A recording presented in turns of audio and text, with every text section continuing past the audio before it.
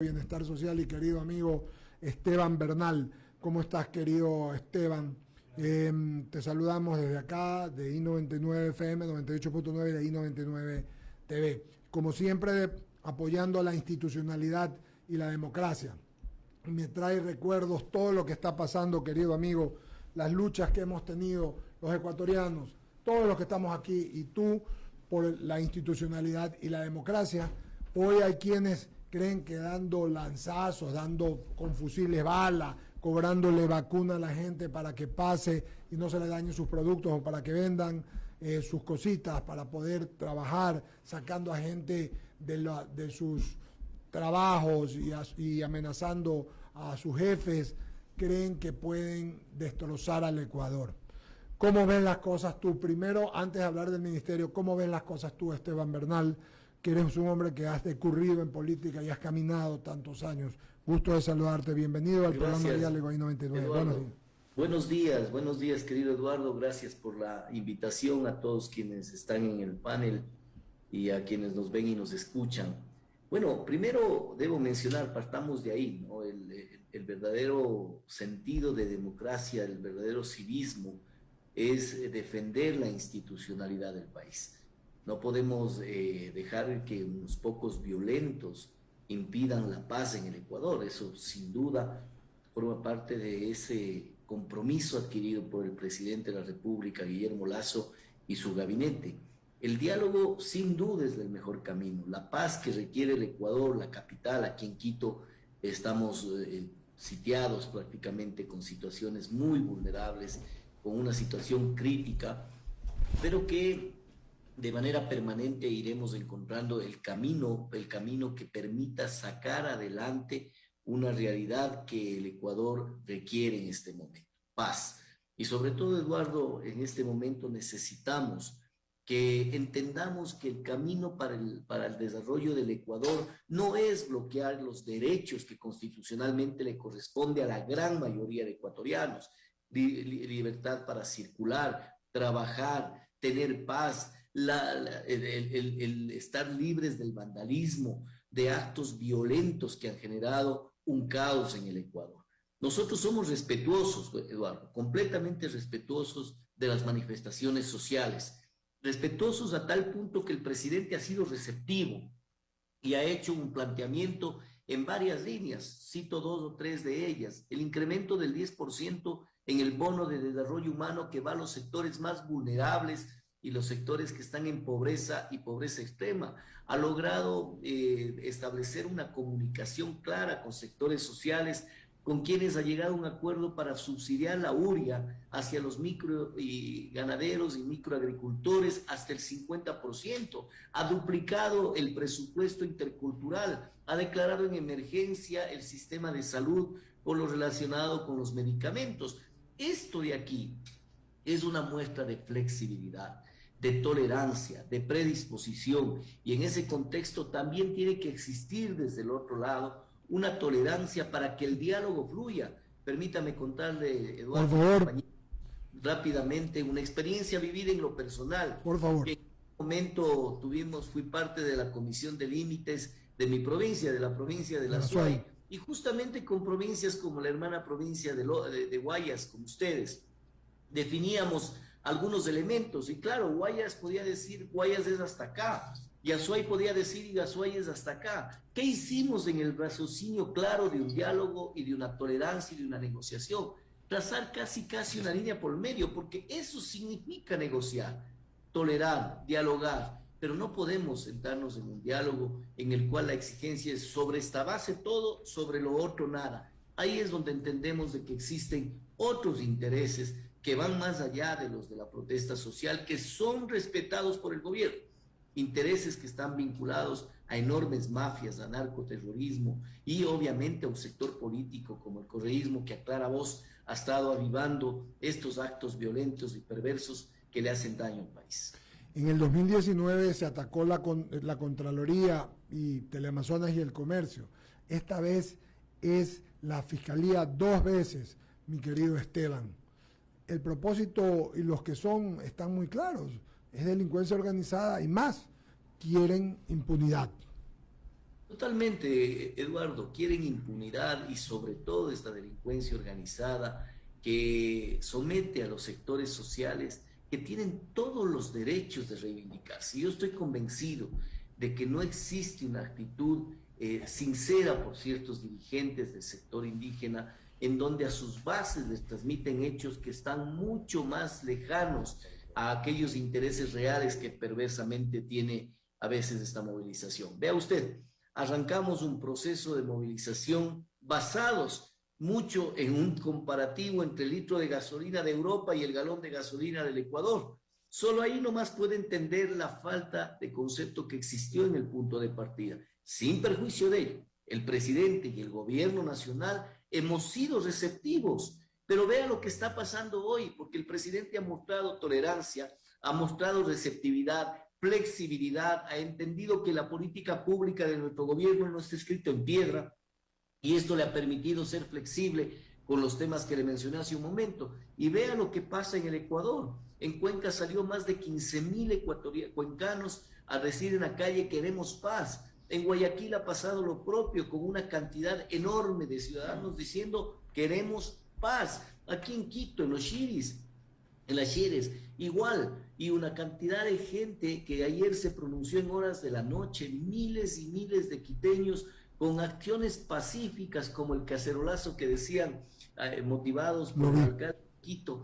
Esto de alguna manera muestra que la gran mayoría de los ecuatorianos somos buenos.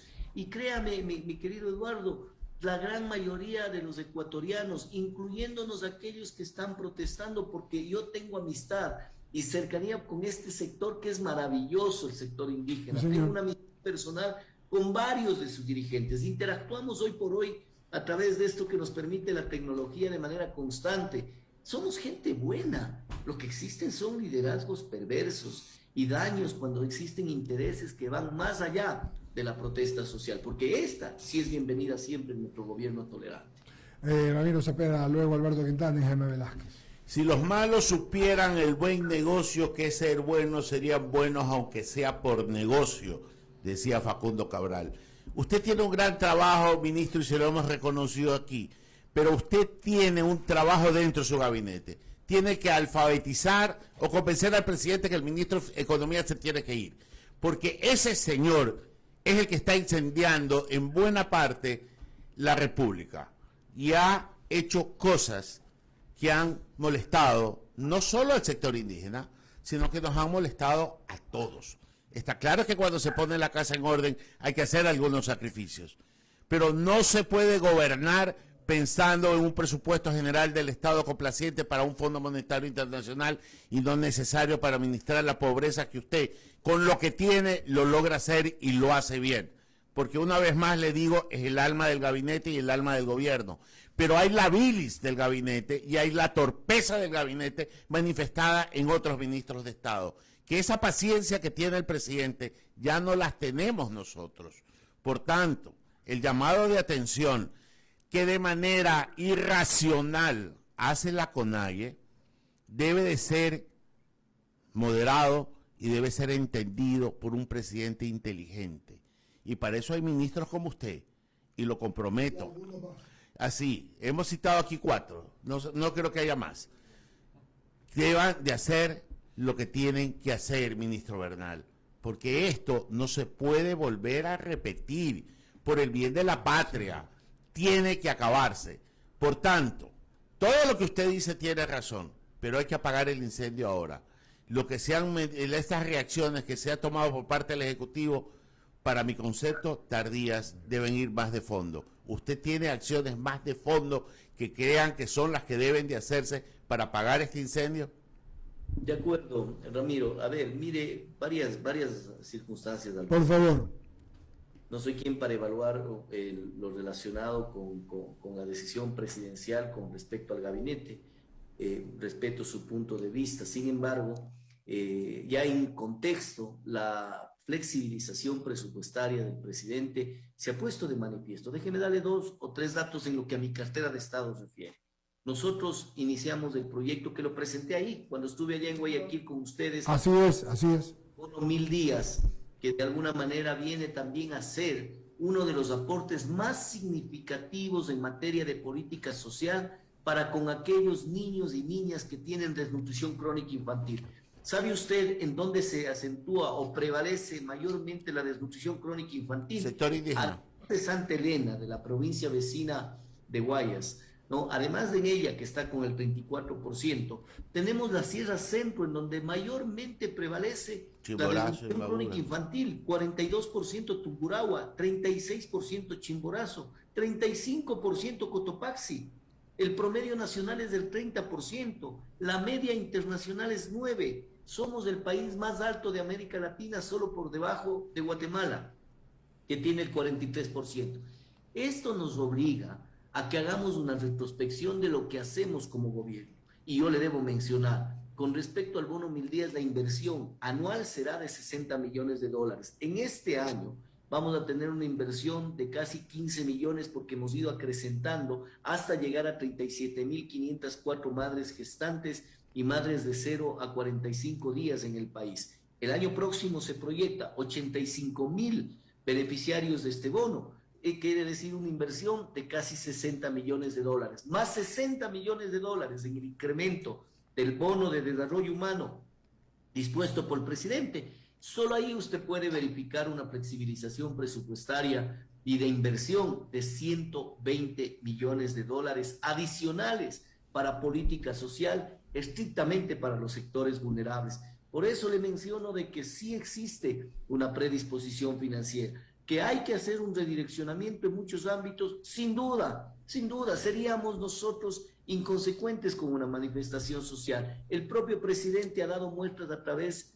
de 3 o 4 acciones que le he analizado con ustedes aquí en este momento, sí, pero muestra que la política pública para nuestro gobierno no está escrita en piedra, que es flexible, que tiene oídos, que se tolera, pero la tolerancia, la flexibilidad tiene que ser bien recogida desde el otro lado y no permitir que actos vandálicos de unos pocos pongan en zozobra a los ecuatorianos, a los quiteños, a la capital de la República, y debemos encontrar el camino de la paz. Este es un país de paz y va a continuar siendo un país de paz.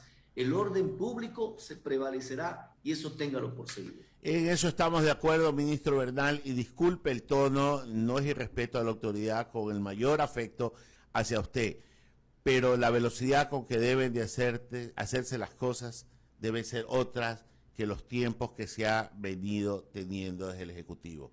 Y eso es un mea culpa que deben de hacerlo dentro del gabinete. No digo que lo publiquen, pero después de este hecho, si lo logran sobrellevar y lo logran sobrellevar bien, tendrán que hacer cambios y cambios importantes. Le paso a mi compañero Alberto Quintana. De acuerdo, muchas gracias. Ministro, qué gusto enorme, ¿cómo le va? A ver, en esta dinámica de la gobernanza, ministro, es importante, ¿no? Considero importante hacerse replanteamientos, ¿no? Y digo esto básicamente porque a mí me da la impresión de que en esto puede sonar perverso, ¿no? Lo que voy a decir, ¿no? Pero la acción, sobre todo el fomento de los grandes programas de desarrollo y de gran alcance social, hay que capitalizarlos políticamente. Y a mí en lo personal me da la impresión de que no se capitaliza políticamente lo que hace el gobierno, que son cosas muy interesantes. Usted mencionaba, ¿no?, que en el sector indígena hay actores importantísimos. Yo cito un ejemplo, estaba pensando mientras lo escuchaba en el doctor Manuel Caizabanda. Desde mi punto de vista, por gestión administrativa, el mejor prefecto provincial que hay en el Ecuador, el prefecto de Tungurahua, Manuel Caizabanda. Y sé que ustedes trabajan muy bien allá en esa provincia, que han desarrollado algunos temas de gran alcance social con él, que es de la vertiente política de Pachacuti. Trabajan muy bien y todo aquello. Pero digo yo, ¿por qué precisamente desde el MIES, desde la Secretaría de Gestión y Desarrollo de los Pueblos y Nacionalidades, pues que lidera Luis Pachala, por qué no se apuntala de mejor manera, con una orientación que permita darle a conocer a los ecuatorianos cuál es el real alcance social de lo que hace el gobierno nacional? Esto apuntalado en lo comunicacional, porque el problema viene por ahí también. Para mí, son otros actores los que se llevan los réditos de lo que en materia social sí hace el gobierno, sobre todo en la parte centro del país y en las comunidades indígenas. Ministro.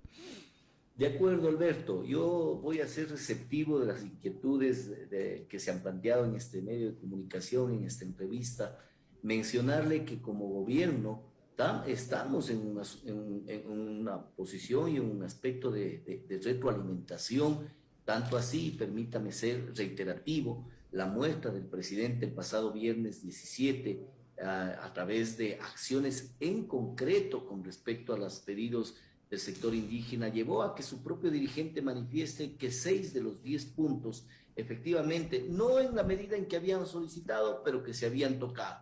Bueno, yo creo que cuando entras en un proceso de diálogo siempre hay una doble vía, una doble forma de ver las cosas. Lo interesante es que se saquen conclusiones positivas por un país de paz. Segundo, con respecto a esa receptividad también desde los medios de comunicación, desde la experiencia vivida en estos momentos duros de la República, es indudable que requiere también un redireccionamiento por parte de nosotros en algunos aspectos. Uno de ellos, comunicacional. Usted lo ha dicho, se hace una gran cantidad de gestión y probablemente los mecanismos de comunicación no son los expeditos. Está el presidente encargado, dicho por el propio presidente el pasado 24 de mayo en la Asamblea Nacional, que se hará cargo personalmente de que el país conozca de manera efectiva los logros que se realizan.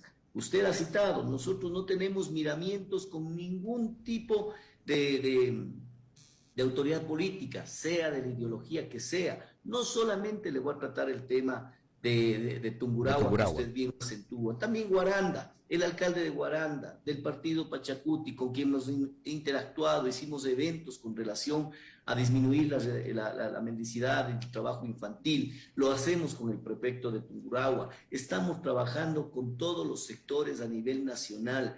No tenemos miramiento para no trabajar con ninguno de los 221 alcaldes, independiente de su ideología. El trabajo está ahí. Entregamos, mi querido Ramiro, 214 millones de dólares por año como ministerio a los cooperantes. El 30% de esos cooperantes son gobiernos autónomos descentralizados, y téngalo por seguro que la enorme mayoría de los gobiernos autónomos descentralizados no son de la línea del gobierno, pero trabajamos con ellos, entregamos recursos, aportamos para ampliar la base de protección social, porque esta debe tener ese enfoque, protección social, no protección política. Y por ese enfoque que tenemos, probablemente hemos tenido esta debilidad en cuanto a soportar y repotenciar este accionar del gobierno nacional en territorio con la gente más necesitada. Solamente un detallito como punto de información, ministro, ¿no? Que vale la pena los ecuatorianos que nos escuchan, ¿no? El alcalde de Nangarixa, quien preside el COMAGA. El COMAGA es el Consorcio de Gobiernos Amazónicos y de Galápagos. Reúne a 46 municipios. Obviamente, si hablamos de la parte oriental del país, hablamos de una mayoría que tienen pues influencia del mundo indigenista, ¿no? Ellos han ratificado, ¿no?, esa predisposición siempre estar en el camino del diálogo y están exigiendo de que precisamente se avance en esa línea de la conversación pacífica y armónica. Vale la pena destacarlo. Y antes de darle el paso a Jaime, en la línea de lo que le preguntaba, ministro, nosotros decíamos, incluso antes de la posesión del presidente Guillermo Lasso, cuando conversábamos sobre este tema, porque toda esta problemática que envuelven a las comunidades indígenas son arrastradas. Esta es una herencia y esta es una deuda del país. Perfecto. Y nosotros decíamos que el gobierno del presidente Lasso debía justamente encaminarse por tratar de solucionar los dos problemas vitales, que son tenencias de las tierras en las comunas y por supuesto el acceso al agua. Tómelo como un insumo y como una recomendación, ministro, de una manera respetuosa, porque más allá de las conversaciones con un dirigente, con todos los dirigentes de la CONAIE, lo importante es que a las comunidades, a los ciudadanos de todas las comunidades indígenas se les solucionan los problemas. Por ahí viene el asunto, porque esto no es de satisfacer la egolatría de un dirigente, sino de atender esas demandas, como igual tienen que ser atendidas las demandas de nuestros campesinos, de nuestros cholos, de la gente profesional, artesanos, comerciantes, que estamos pasando problemas y todos tenemos que hacer conciencia de aquello, ministro. De acuerdo, Alberto, creo que tenemos puntos en común. Creo que yo de esta entrevista he sido extremadamente receptivo en entender también aquello que los intermediarios reales entre la sociedad civil, aquella sociedad que reclama, y quienes hacemos servicio público, tenemos, que son ustedes, los medios de comunicación. Lo que sí le diré con mucha firmeza, con mucho convencimiento, creo que debemos redireccionar en algunos aspectos los liderazgos de los sectores sociales. Hay ciertos momentos en que la sociedad, la base social, no tiene conocimiento real de los verdaderos intereses que se puede tener detrás de una movilización como la que estamos viviendo. Ojalá en las próximas horas encontremos esa luz al final del túnel que nos permita retomar la paz, la tranquilidad y retomemos esa actitud de ecuatorianos de unirnos y de trabajar por el futuro del país. Velázquez, con otras inquietudes para usted. Gracias, Alberto. Buenos días con todos y ministro, bienvenido. La verdad es que es un placer tenerlo por acá. La verdad es que hoy, hace pocos minutos, o hace unos 20 minutos, estaban hablando aquí en esta mesa justamente de la reacción de la fuerza pública ante los delitos que se están cometiendo enmarcados supuestamente en una protesta pacífica. Y eso, pues obviamente no es así. Y el temor de la ciudadanía y el temor de la sociedad es en qué momento se meten a mi casa y comienzan a hacer lo que les da la gana estos disque manifestantes. Y lamentablemente la única reflexión que como ciudadano se hace es, bueno, el gobierno también ve esto, la fuerza pública ve esto, los políticos ven esto, y todo el mundo es testigo de cómo se delinque en el Ecuador sin que exista una represión hacia ese delito. Es decir, que existe la impunidad cobijado ante los derechos humanos de los manifestantes, pero no de los policías, los derechos humanos de los manifestantes, pero no de los ciudadanos. ¿Qué hacer desde el punto de vista gubernamental para que la fuerza pública, que no tiene supuestamente las armas jurídicas para poder defenderse, pues obviamente reaccione como debe reaccionar? Porque no puede ser que vengan con digamos, lanzabazucas, que son estos lanzacuetes, y la fuerza pública siga esperando a que no sé, hasta que le disparen. ¿No? Se ve gente con fusil en las calles. ¿Qué hacer desde el punto de vista gubernamental para exigir que la fuerza pública reaccione con bala, ministro? Bueno, Jaime, mire, esto es un tema estructural. Hace un momento Ramiro hacía mención sobre sus inquietudes con respecto a varios aspectos del gobierno. Este forma otra de las realidades estructurales, ya no de gobierno, sino de Estado, ¿no? Tenemos una constitución en la cual rige al país, en la que efectivamente en algún momento, y es lo que el presidente le ha manifestado, nos es extremadamente preocupada de los derechos humanos de los delincuentes y limitando el accionar de la Policía Nacional. Es un tema estructural que el presidente lo ha propuesto a través de varias normativas. Acabó de aprobarse una ley para el uso progresivo de la fuerza. El estado de emergencia es otra herramienta. Pero vea usted, Jaime, aquí hagamos una reflexión conjunta con la ciudadanía que nos ve y nos escucha en este momento. Cuando temas como los que usted pone en el debate nacional, como el que acabamos de analizar, y manifiesta de que tenemos indefensos a nuestros policías para que efectivamente nuestras Fuerzas Armadas puedan actuar contra actos delincuenciales y perversos, con un contexto de mariateguismo en América Latina, en donde la violencia justifica la reivindicación de derechos. Eso es lo más absurdo en términos pragmáticos, aunque ideológicamente pueden pensar como creyeren pertinente, pero es verle a un estudiante, a un dirigente estudiantil acá en la capital, manifestando a viva voz a un periodista, colega de usted, que decía, la violencia es lo correcto. Decía, sí, es que es lo mecanismo para reivindicar los derechos. Es casi como mencionar que el robo es un mecanismo para reivindicar los derechos. Y le digo por una razón, porque eso está prohibido en la Constitución, en la ley, en el COIP, pero aún así lo sacan a viva voz en un medio de comunicación. Esa es la realidad estructural que tenemos en el país. Pero vuelvo al tema, ¿no? Usted me dice, ¿qué hacer frente a estos hechos? Hay herramientas constitucionales. Por ejemplo, el estado de emergencia. Y usted vio quiénes fueron los primeros en salir a tratar de bajarse el estado de emergencia. La Asamblea Nacional. La Asamblea Nacional, un grupo de violentos atacando al Ecuador, y ponemos un mecanismo constitucional y la Asamblea nos dice, no, quiso decirnos no. El presidente tomó una decisión, yo diría muy inteligente, en ampliar el estado de emergencia y terminaron debatiendo un documento inexistente, la Asamblea Nacional.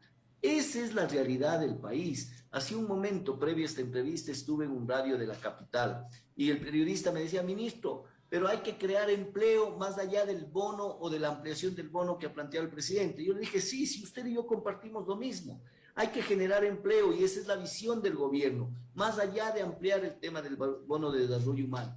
Pero cuando usted encuentre en la Asamblea Nacional y en los actores políticos haciendo todo lo necesario para que esa cartera y ese portafolio de 5.200 millones de dólares que tiene el gobierno nacional para invertir y generar empleo empiece a desestimarse, porque yo le pregunto si el inversionista que estuvo presto a venir a poner 500 millones en el Ecuador, 400, 300 millones en Ecuador, A ver, esta no va a poner nada. viendo los actos, va a decir, ahí pongo el dinero, imposible pues. No lo va a poner, ¿Cuántas así es. fuentes de empleo producto de esto? Que de lo que va la cuenta se ha perdido ya 110 millones de dólares, según cálculos oficiales, en la paralización. ¿Quiénes han perdido? Todos los sectores. Ayer estuve en una comparecencia en la Asamblea Nacional e informaba que los adultos mayores en condiciones de pobreza, pobreza extrema, y los niños y niñas que están en los centros de desarrollo infantil de la Sierra Centro no han podido ser atendidos. ¿Acaso son ellos los culpables de esta realidad? Y no es que no hemos intentado, han sido hasta amenazadas nuestras educadoras y nuestra trabajadora social por ir a servir y a prestar el servicio a los sectores vulnerables. Esa realidad tiene que cambiar y debemos encontrar el camino del diálogo y volver a la paz que el Ecuador necesita. Totalmente de acuerdo con usted, ministro. La verdad es que sigo insistiendo en el tema porque como testigos de los hechos que acontecen en el Ecuador, nos estamos desangrando los ciudadanos y no los digamos, indígenas o los delincuentes que realmente son los que están haciendo su agosto en estos momentos. Lo que sí es cierto es que la ley de uso progresivo de la fuerza, o mejor dicho, la ley del uso legítimo de la fuerza, está en manos del Ejecutivo. Y eso tiene que hacérselo rápido, porque hace más de 2 semanas que está allá. ¿Qué nos puede decir al respecto? No sé si lo conozca.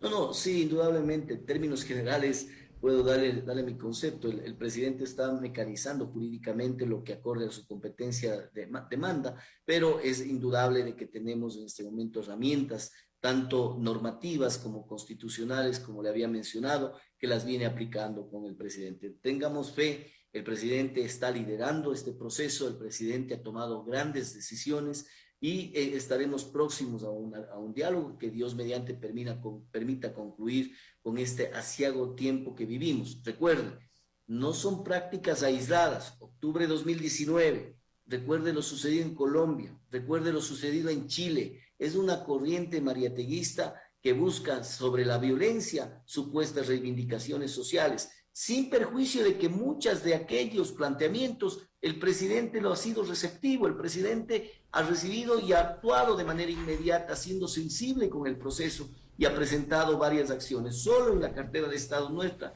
es el incremento del bono de desarrollo humano a 1.009.276 núcleos familiares en el Ecuador. Ellos recibirán un 10% más, porque no es un tema de valores absolutos, es un 10% más de un valor que venía siendo un abrigo social por muchos años y que hoy el presidente ha tenido la predisposición de ampliar y de crecer en este bono que apoye y aporte el desarrollo. Dos temitas, más que preguntas, aportes. Yo lo decía hace un momento y conté lo que hacía Sendero Luminoso en Perú. Todas las noches le ponía una bomba a una torre de luz y los barrios de Lima se quedaban en oscuras y era terror, porque lo que generan es terror. Eso era Abimael Guzmán, eso es el mariateguismo, el famoso presidente Gonzalo. Esa visión que no tiene que ver, y yo coincido porque yo también tengo muy buenos amigos en ese grupo de compatriotas. De hecho, nombramos 2 nosotros compatriotas indígenas, a Diana Tamaín y a Estela Cero, o sea, y caminamos con toditos ellos, y tú estabas caminando con nosotros, Esteban, en favor de la democracia y de la libertad, porque no fue más que para eso. Pero el asunto más grande es que esto que decíamos todos, te decía Alberto, Jaime, casi desesperados, es que hay que comunicarlo, hay que decirlo, como tú siempre vienes y enseguida comentas, estoy haciendo esto, estoy haciendo lo de acá, porque no hay solamente la guerra contra la delincuencia, también es una guerra informativa, y ahora ya es una guerra contra la violencia y yo te diría, una guerrilla urbana, porque lo que dicen mis compañeros, fusiles, decía Jaime, lanzagranadas, organizaciones en cada barrio, En todo caso, qué bueno que comentes lo que comentes.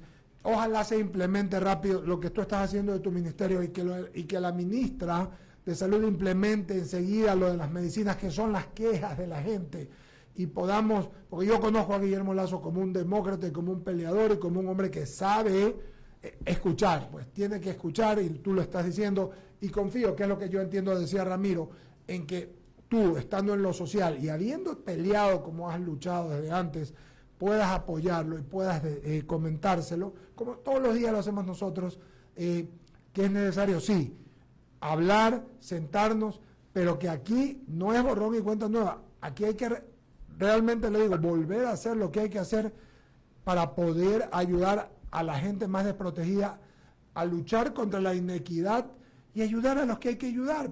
Porque si tú haces lo que tienes que hacer y haces bien tus deberes y escuchas a la gente, no vas a tener problema, querido amigo.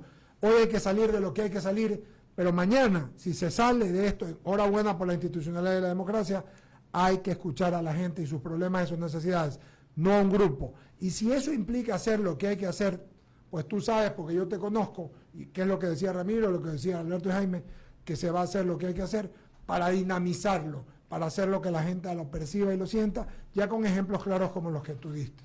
Así que con ello...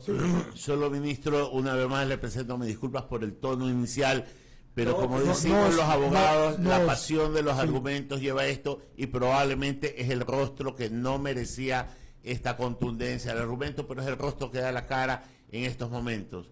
Que el Dios le dé al presidente la sabiduría de Salomón, pero el alma que tiene usted, dele un poquito de transfusión a algunos miembros del gabinete. Muchas gracias. Muchas gracias, Ramiro. Muchas gracias, Eduardo, Iván, Alberto. Créanme, Alberto. Gracias por la invitación. Para mí es siempre gratificante, es un gusto el poder compartir con ustedes, a través de ustedes, con la ciudadanía, sobre las acciones que se lleva adelante, sin perjuicio de que tenemos que hacer una reconcepción, un redireccionamiento en la política pública. No es menos cierto que lo que hoy me he permitido transmitirles también son hechos concretos, acciones en firme por parte del presidente. Como dijo Eduardo hace un momento, que Dios nos bendiga al Ecuador. Amén. Tengamos fe que vamos a salir de este particular, lo lograremos. Tenemos fe en la institucionalidad. Pocos violentos no van a frenar el desarrollo del país, y ese es el compromiso del gobierno nacional. Así es que un abrazo y igual para ti, querido amigo. Conversamos.